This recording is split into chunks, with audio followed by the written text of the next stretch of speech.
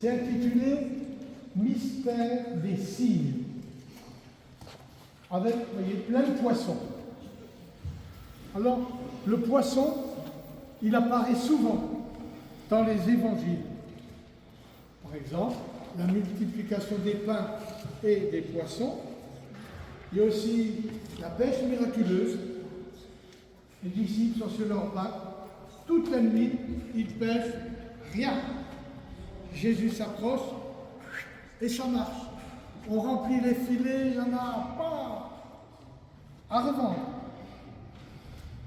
Mais ce qu'il ne faut pas oublier, c'est que parmi les disciples, les premiers disciples, certains étaient les habitués de la pêche, de ramener des poissons. Par exemple, Pierre et André, Jacques et Jean.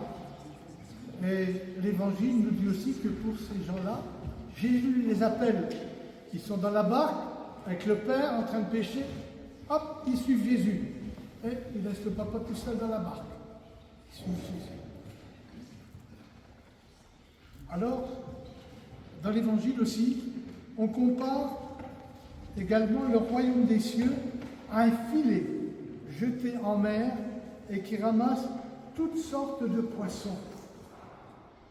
Ça veut dire que les poissons en question, ce seront ceux qui deviendront disciples de Jésus. Les poissons, c'est un peu nous, les chrétiens, aujourd'hui. Il faut savoir que les premiers chrétiens, notamment à Rome, les persécutions par les autorités étaient fréquentes. On était obligé de se cacher. Ça a duré des siècles. Mais les persécutions existent toujours. Par exemple, ça paraît rien, mais quelqu'un qui vous dit « je ne vais pas au caté parce que mes copains se moquent de nous », eh ben, c'est une forme de persécution. Vous voyez ? Alors, ces gens étaient persécutés et donc obligés de se cacher. Et ils ont alors utilisé, comme signe de reconnaissance, de ralliement, le poisson. Et sous forme de graffiti dans les rues, ils disposaient des petits poissons, comme dans un jeu de piste, pour indiquer le lieu où on allait se retrouver pour célébrer l'Eucharistie, pour célébrer les funérailles. On retrouve encore ces signes dans les catacombes à Rome. Mais pourquoi le poisson comme signe des premiers chrétiens? Il faut savoir que à l'époque, dans l'Empire romain, on parlait le grec. Et que le poisson, en grec, ça se dit ictus. I-C-T-U-S.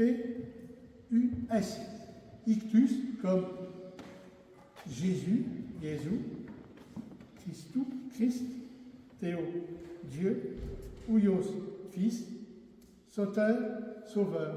Ictus, Jésus-Christ, Fils du Dieu Sauveur. Voilà le sens. Et alors, ça a duré longtemps parce que les persécutions, ça a duré jusqu'à Constantin. Quand l'empereur Constantin, au IVe siècle, s'est fait baptiser, tous les gens, beaucoup sont devenus chrétiens. Et à ce moment-là, on a commencé à porter des croix. Mais pas avant, vous voyez ?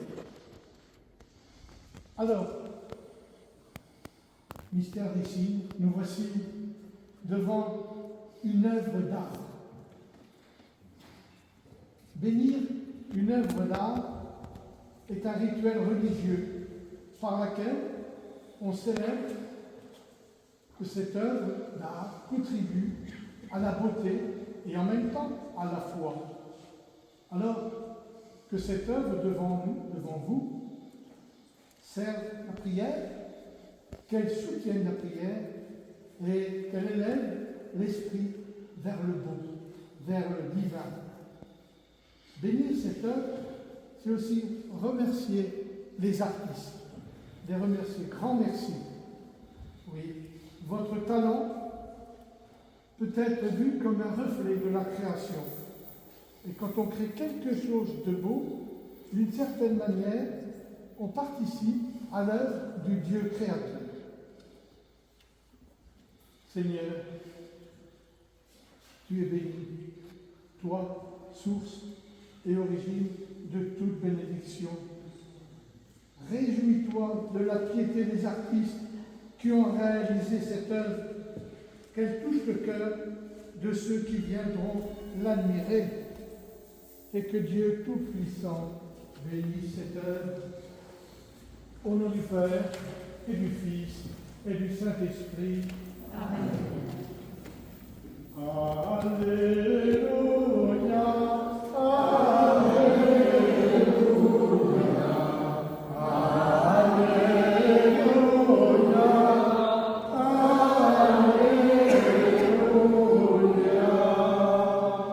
Rapidement. Oui, allez-y. Quand la Maison Laurentine organisait la manifestation d'abord les forêts, nous avons, Marie-Solange et moi, rencontré Josette et Germain dans leur atelier de Hautreville-sur-la-Reine. Et nous avons vu tout de suite que quelque chose se passait, non pas entre eux et nous, mais entre eux et les matières qu'ils travaillent. À cette époque-là, c'était des coureurs des bois. Ils allaient dans les bois où ils ramenaient des bois, des pierres, des objets, des végétaux de toute nature. Et j'ai le souvenir très fort d'une sculpture, grande comme ça, une trinité, composée d'une pierre, d'un schiste et d'un bout de bois. Et cette petite chose, trouvée dans les bois et réassemblée par leur esprit, on va dire, avait une puissance tout à fait sidérante. Et là, on se dit, quand on rencontre des êtres qui sont capables de réunir des matériaux de la nature et en faire une présence de cette nature-là, alors le monde n'est pas complètement perdu. Voilà, ce sont des êtres remarquables, de générosité, qui, en permanence avec leurs œuvres, célèbrent le merveilleux, le divin et la nature. Et c'est le cas aussi pour cette œuvre.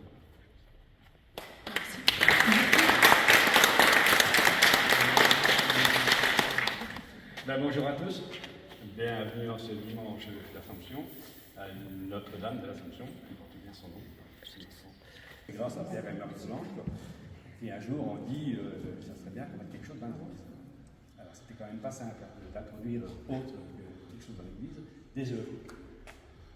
Donc on en a parlé au concert, par exemple, tout le monde, et dans ce truc-là, il y en a qui étaient pour, il y en a qui étaient contre. Mais la majorité était pour, donc on a dit banco, bien sûr, si c'est des œuvres respectueuses et respectables. Il n'y a pas de souci. Et pour corroborer mes propos, dans les cadres de la Maison Laurentine, il y avait des visites avec la Maison Laurentine. Je faisais venir des gens qui venaient voir les œuvres chez vous, et puis après ici. Et c'était un jour, c'était un mercredi, je ne sais pas n'importe quel mercredi, je suis arrivé dans l'église, on présentait M. le maire, et une catholique pratiquante qui était à la maison de retraite, mais qui n'avait pas sorti depuis 10 ans, et puis qui m'a alpagué. Elle me dit c'est quoi ce truc-là, monsieur le maire? C'est une honte, ça ne ressemble à rien, vous n'avez pas le droit. Alors je dis il ne faut pas m'agacer, ici on n'agace personne. Hein. Donc, alors on en a bien discuté, on a bien parlé, donc j'ai fait voir les œuvres, les anges qu'il y avait, enfin, la date de consécration de l'église, enfin tout ce qu'il y avait. Et c'était ma copine. Ouais. Et puis après à la fin, elle m'a dit c'est quand il y avait la tortue des questions. Et après, elle ne m'a pas quitté. Elle m'a dit, puis ça fait combien de temps que tu n'es pas venu à l'église? Dans une église. À peu près, pas tout à fait 10 ans, mais pas loin. Pas l'enterrement, je ne peux pas trop bouger. Et là, elle dit, et celle-ci, quand même, ça fait 40 ans qu'elle est partie. Et il n'y aurait pas eu ces œuvres-là, vous serez venus? Elle m'a dit, c'est le but du jeu. La porte est ouverte, on respecte le lieu, mais il faut qu'elle soit ouverte et grande. Merci.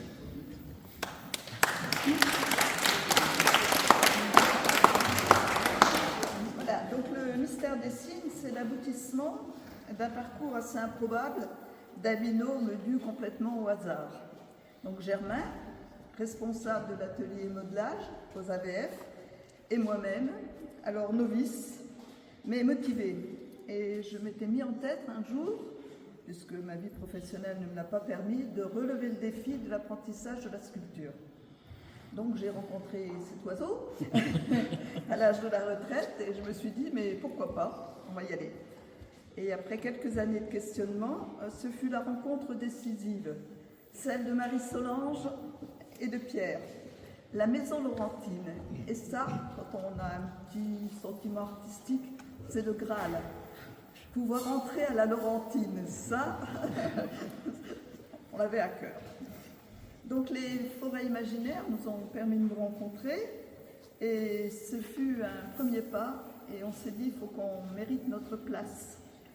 Donc sur les conseils de Pierre qui nous a dit oh, des petites sculptures, j'en vois tout le temps partout. On s'est dit nous on va laisser nos petites sculptures et on va aller vers des projets un petit peu plus ambitieux.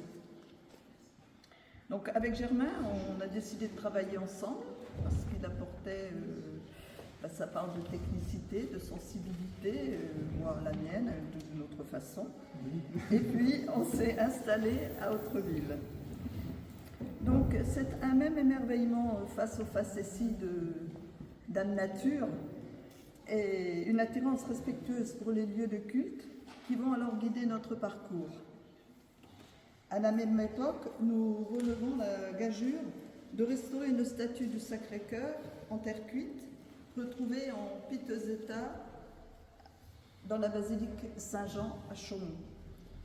L'association Artaud, qui œuvre à la sauvegarde des statues de la manufacture d'art chrétien, la Sainterie, à Vendœuvre, nous invite à organiser une conférence à propos de la fabrication des statues. Cette rencontre avec des passionnés du patrimoine religieux conforte l'envie de préserver les trésors de nos églises. Donc on va restaurer successivement des chemins de croix à Mareil, mon village, et à Autreville, là où est l'atelier, un lustre et un Saint-Nicolas à Mareil. On remet en état le retable de Saint-Martin, surtout Germain, puisqu'à l'époque j'étais indisponible. On fera une exposition à la chapelle du château de Vaudremont, Lumière de vie. Une exposition éphémère à Colombey les deux églises, en partenariat avec les Arts de la Reine, au cours de la veillée pascale. On aura 2 sélections à la chapelle des Jésuites, dans le cadre des rencontres des artistes marnais. Donc voici notre cheminement. Restaurer, c'est bien, mais créer, c'est beaucoup mieux. Donc, on retrouve, excusez-moi, créer c'est beaucoup mieux.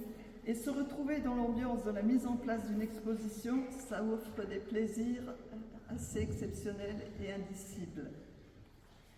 Donc pour cela, on remercie Pierre qui nous a accueillis plusieurs fois sur le site du Chameau où on a passé des moments merveilleux et inoubliables.